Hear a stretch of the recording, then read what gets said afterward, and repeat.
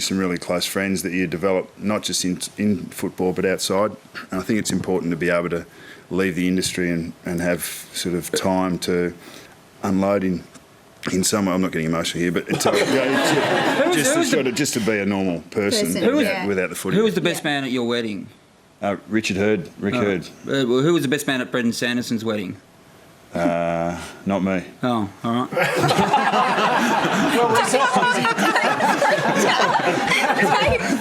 You've done too much research this week. You really have. You've gone mad. Wikipedia. We know you love Sando. He's mates of yours. Do you still? Is it a competition between you two to see who can look the fittest still as post football? Look, I know where we're going with this. Look, with Sando, he loves. He gets the pipes out. He's got a massive chest. I'll just. Can you do the? Like when he gets on the boundary, just a couple of minutes to go. We've got some footage here.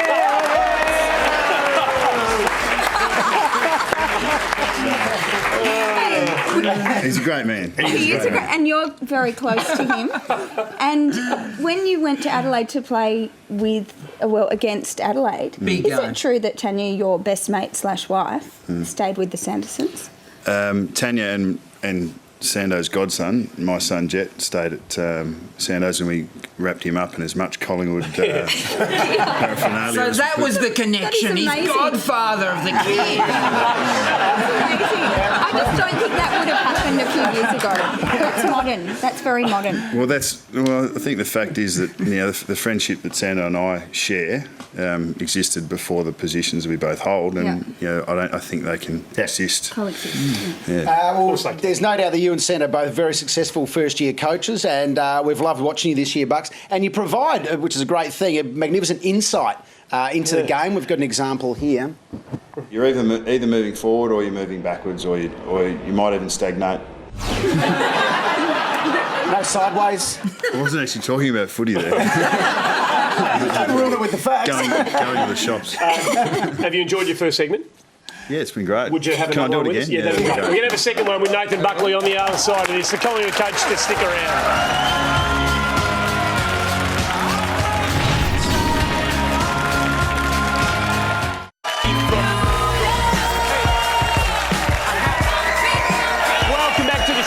Before the game on a Thursday night for the first time, Nathan Buckley, the coach of the Collingwood Footy Club, our very special guest, Samantha Lane. Yes, indeed. Nathan, there's no doubt that Collingwood divides people, and I'd say your group does as well. They're a confident bunch, and some people love that. They think it's hilarious, and other people think, oh, they're just a smug bunch of blokes. Are you mindful as coach of how they come across? I don't think you can fully control what people think of you, but I am very mindful that we're respectful to any dealings that you have, whether it's within the club or outside of the club. So that's something we speak about, not just being good footballers, but being good people. Most of them have got a great sense of humour, which is good. They have a laugh. Oh, they do. And you like a laugh too. A lot of people don't know that about you, that you like a laugh. But you do, don't you? All right, now, Do I? You're meant to say do I? Yeah. I think we've established that Bucks likes a laugh. I really do. Look, now, you're also an old-fashioned sort of guy. You're old school, you know. You're not fancy, and I appreciate that about you, Bucks. But Sherrod... you are, but Sherrod Wellingham, though, what is going on here? This is actually at training. We haven't doctored this. What is going with those glasses? I mean, how can you take him seriously? I mean, he looks like Ferris Bueller or something. Looks like the Unabomber's turned up to training. Do you think all his training? He needs them, but it was a light session. It was a skills session. Yeah, what about laser surgery? Seriously. Did you not? I'm going to defend Sherrod Wellingham here. It's a hipster look that he's going for, and I think that's fair enough. Although at games he takes it a step too far, I've got to say. I mean, that is probably not quite right. He has got a little bit of that. There is a diversity. I mean, you take over a senior list of 42 or 44, whatever it is, at Collingwood, and you're a very single-minded player. But when you become coach, you've got to deal with a whole lot of different types. Has that been challenging in any way, shape or form?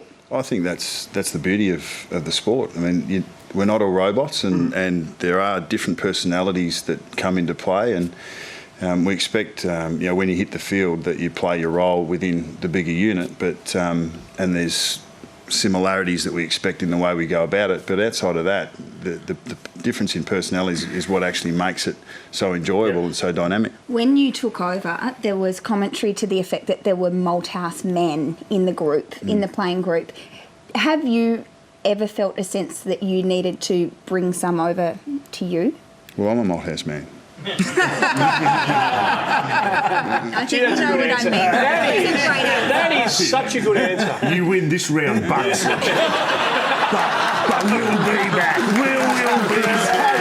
Does that mean you had to win yourself over? But exactly, there were maybe. I'm in the process of it. Yeah. But No, I understand the question, and I'll answer it for you. Thank you.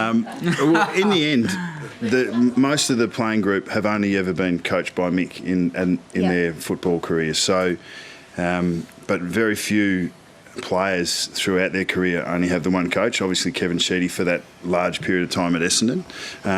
So a change of coach is something that might happen 2 or 3 times in a career. It may happen to these guys. I hope not. but clearly, that's something that a player needs to go through in a full career. And I'm just there to try and help create an environment that helps them be the best they can be. And I'm enjoying doing that. And you're having good fun, there's no doubt about that. We're having fun with you tonight, but you have fun during training. Are you doing more impersonations? I'd need to know who this is. Who are you doing here? Now, Mickey, you had a guess. Who did you guess, Mickey? I'm going to say that's Eddie Maguire. I thought it was Nick Maxwell. Who is it? It's actually one of our young players, Marley Williams. Name and shame. Is he going to be happy about that? Is he going to be happy knowing the senior coach is doing that about his back to? He hasn't got a choice.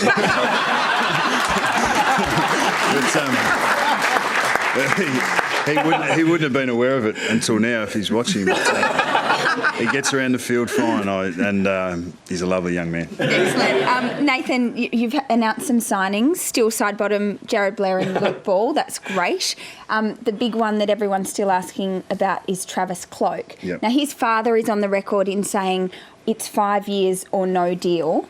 Why not give him 5 years? I'll answer that without answering it because Clokey's one of the players that is yet to sign. Reedy's another. Dane Beams is obviously one. Sherrod Wellingham, Harry O'Brien. There's been a lot of focus on Clokey, and when Clokey eventually signs, and I'm pretty confident he will, everyone will go, "Oh, finally, Clokey signed." But there'll still be others that we need to lock away. The 3 guys that signed yesterday was fantastic to get their commitment and support for what we need to do to keep this group together, and I'm pretty sure that Clokey and the other boys will follow. One for you, Bucks, but through you, Mick, Brendan Favola's brought out a book, and in the book I'm led to believe that he says that he could have helped Collingwood win a grand final. He could have helped Collingwood. Well, this is Fev's new book. There True it is. story. It comes out tomorrow. In my own words, and I can tell you now, Fev is the biggest word in the book.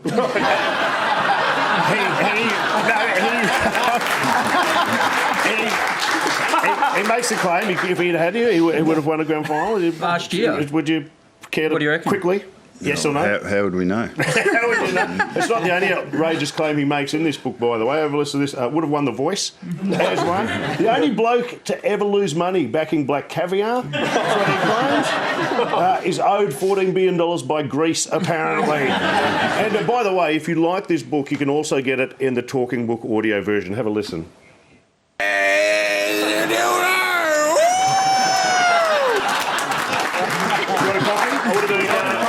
It would have been outstanding to see you coaching Brendan Favola. It's been brilliant to see what you've been able to do in this next part of your football life. May there be many more successes. Thanks for coming on.